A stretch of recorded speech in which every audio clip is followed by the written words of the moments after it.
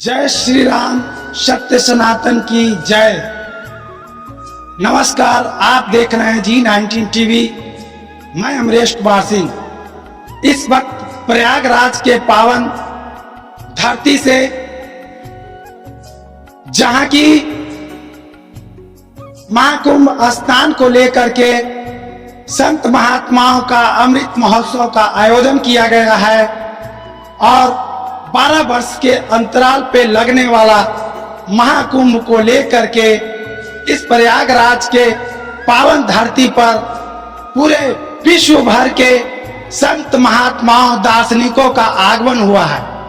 इस वक्त हम आए हुए हैं नया उदासीन अखाड़ा परिसर में, जहां की लोक कल्याण सेवा संस्थान के पीठाधीश्वर, जो सोनपुर बिहार से चल करके मौनी बाबा का शिविर लगा है। इस शिविर में 24 घंटे लंगर, नाश्ता, भोजन, महाप्रसाद के रूप में श्रद्धालु भक्तों को मिलता रहता है।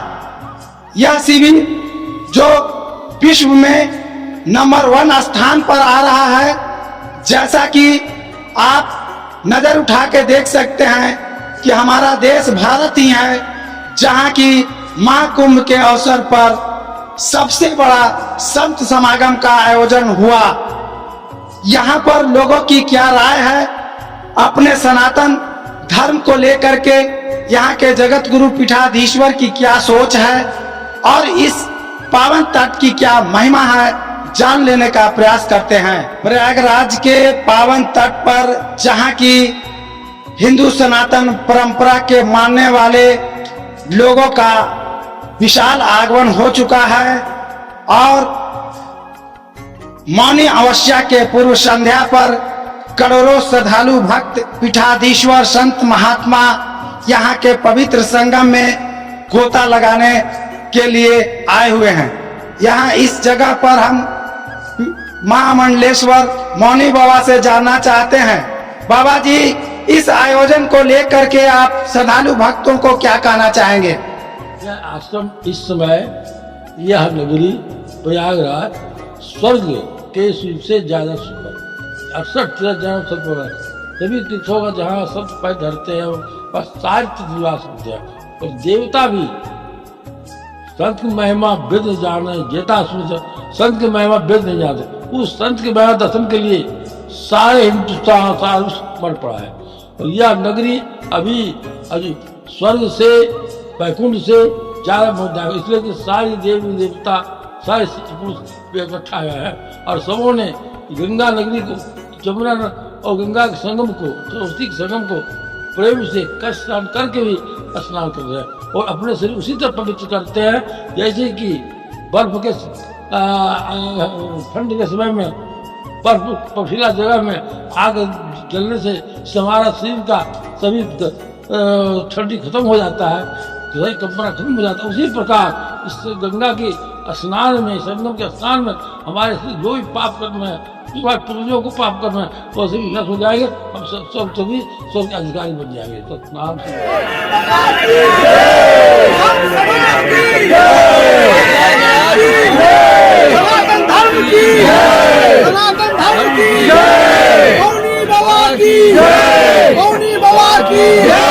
संगम घाट की बाबा की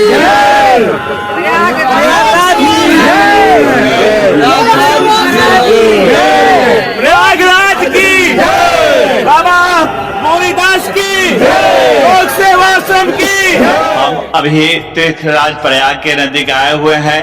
गंगा और त्रिवेणी का संगम है और हमारे पूजनीय परम जय से संत महामंडलेश्वर मौनी बाबा, जो बिहार हरिहर क्षेत्र लोक सेवा आश्रम से चल के आए हैं और इनके सानिध्य में हम सभी भक्त, हम सभी जैसे जन यहाँ आए हैं और गंगा और त्रिवेणी के संगम में, तीर्थराज प्रयाग में आकर संगम में स्नान करके अपने आप को धन्य और अपने पूर्व सभी जैसे भक्तों को धन्यवाद देते हैं।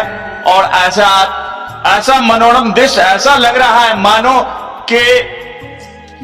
कि जो है गंगा के इस त्रिवेणी पावन तट पे देवता भी आकर स्नान कर रहे हैं। हम लोग तो भक्त हैं, हम लोग तो जैसे आकर यहाँ पे अपने आप को ऐसे पुण्य की प्राप्ति कर रहे हैं जो शायद कभी ऐसा न मिले। 144 वर्षों के उपरांत बाबा के सानिध्य में ये सौभाग्य प्राप्त हुआ है हम लोगों के लिए। हर हर जय सनातन धर्म की। तीर्थराज प्रयाग भारद्वाज मुनि के आश्रम के लेकर आज लगता है कि भारद्वाज ऋषि के जो पुण्य सनातन के लिए किए थे वो संगम आज उस रूप में है कि कपिल मुनि या भारद्वाज जैसे ऋषि भी आज भी मौजूद है। भले ही वो शरीर न हो लेकिन सारे ऋषि देवतागण हमारे पास जुटे हैं जो पूरे गंगा को और त्रिवेणी को जो भागीरथ ने जिस शर्त पर लाया था, भागीरथ ने जिस शर्त पर लाया था कि मनीषी है यहाँ भारत में जो आपको पवित्र कर देंगे। हम जैसे पापी नरकी व्यक्ति जो अज्ञानी भक्त है जो प्रतिदिन हम काम गलत करते हैं उस पाप को धोने के लिए धोते धोते जो गंगा मैली हो गई है उस गंगा को पुण्य से धोने का काम ये संत महात्मा कर रहे हैं, इस मुनि महात्माओं का। और इसमें जो बाबा मौनी बाबा जो हमारे हैं वो जो नारायण बाबा का जो परंपरा है और उससे भी जैसे गुरुदेव का जो परंपरा है, जगत गुरु के परंपरा है आसीन मठ का, उस परंपरा को आगे बढ़ाते हुए जो हमारे यहाँ गंगा बहा गए थे उस गंगा बहा का परंपरा को भी निभाते हुए इस कैंप में महीनों से अपना चलाते हैं आश्रम। और वर्षों में एक दिन नहीं है जहाँ हजारों लोग इस लोक सेवा आश्रम का खाना खाता है। बड़े बड़े डॉक्टर इंजीनियर पैदा करते हैं और संगीत के दुनिया में जो हमारे लक्ष्मण बाबा काम करके गए थे वो भी बरकरार मौनी बाबा रखे हुए हैं। पूरे विश्व के सभी सांस्कृतिक कार्यक्रम राम लखन बाबा के पुण्यतिथि पर करा के और हम लोगों को बराबर जो क्लासिकल म्यूजिक का जो स्वाद देते हैं वो पूरे उत्तर भारत में ऐसा कोई कार्यक्रम नहीं होता है। वो सारे के सारे कलाकार जिस मंच पर आते हैं थे बिजली क्या कहते हैं किशन जी महाराज, गोदई जी महाराज और बिस्मिल्लाह खा जैसे कलाकार का और उनके जो संतान है वो वारिसान है आज भी आ रहे हैं जो हम लोगों को मिल रहा है कि आज भी बिस्मिल्लाह खा की सनाई का गूंजता है, उनके नाती पोता भी आके हुए कलाकार के रूप में करते हैं। तो मौनी आवाज जो परंपरा बढ़ाया गया था वहाँ का वहाँ जो दे रहे हैं लगता है कि साक्षात दिव्य रूप में हम लोग यहाँ आए हैं और जो हम लोग को मिल रहा है और हम लोग को भी पुण्य का भागी बना दिए हैं, का काम कर रहे हैं। पब्लिक और भारत की जनता जो चाहती है और बहुतायत जिसका समर्थन होता है उसी की बात सरकार मानती है और सत्ता मानता है और सब लोग मानता है। पब्लिक की यदि एक मत कोई राय नहीं होती है तो सरकार भी पीछे रह जाती है, सरकार नहीं सुनती है। तो साधु संत जो भी महामंडलेश्वर जो भी बात अपना रख रहे हैं प्रबल दावेदारी के साथ रखते हैं और एक साथ एकजुटता बनी रहेगी संत महात्माओं की। सरकार को मानना पड़ेगा और सरकार को झुकना पड़ता है, ये हमेशा सदा की रीति रही है।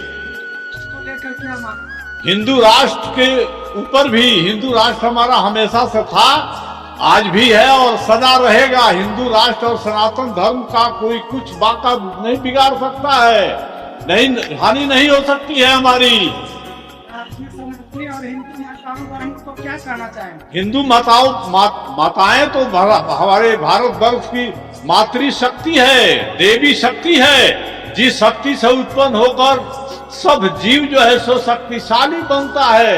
हमारी भारत की माता शक्ति महाशक्ति का अवतार है, शक्ति स्वरूपा है, जड़ है हमारी माताएं। जैसा कि आपने देखा और सुना भी कि प्रयागराज के संगम तट पे जहाँ की विश्व का सबसे बड़ा अनोखा दिव्य और विशाल संत महात्माओं का समागम चल रहा है। यहाँ के जगत गुरुओं ने पीठाधीश्वरों ने अपने सनातन धर्म के एकता के लिए अपने हिंदू धर्म के अस्तित्व को प्रखर करने के लिए कई तरह के निर्देश दिए हैं। जैसा कि विश्व हिंदू परिषद के बैनर तले संत महासमागम का आयोजन किया गया था, वहां से भी अखाड़ा परिषद के अध्यक्ष स्वामी परमानंद साहब ने चेताया है कि आज अगर खामोश रहा तो कल सन्नाटा छाएगा, हर बस्ती में आग लगेगी, हर घर जल जाएगा। उनका कहने का मतलब यही था कि जिस चीजों पे हमारे संत महात्माओं ने बंदिश लगा रखा था, जनसंख्या को लेकर के सरकार ने भी स्लोगन दिया था, बच्चे कम सुखी हम, लेकिन अब हम हिंदुओं सनातनियों के पास कोई विकल्प नहीं रह गया है। कुछ इस तरह का राजनीति हो रहा है कि जिसके चलते वोट की राजनीति हो रही है, और इस वोट के राजनीति में हम सनातनी, हम हिंदू नीति नियमों को पालन करते हैं और अन्य पंथ के लोग, अन्य धर्म के लोग इन नीतियों का धज्जियां उड़ाते हैं। इसीलिए हमारे पीठाधीश्वरों ने भी संदेश दे दिया है, सनातनी माताओं और बहनों को संदेश दे दिया है, भाइयों को संदेश दे दिया है कि इस प्रजातंत्र में जिसका मूल जो है से वोट होता है, अपने वोट बढ़ाने के लिए, अपना शक्ति बढ़ाने के लिए, प्रोडक्शन बढ़ाने में, जनसंख्या वृद्धि करने में किसी तरह का कोताही ना हो। फिर इसी तरह से मिलते हैं एक नए धार्मिक खबरों के साथ। जय हिंद, जय भारत, जय सनातन।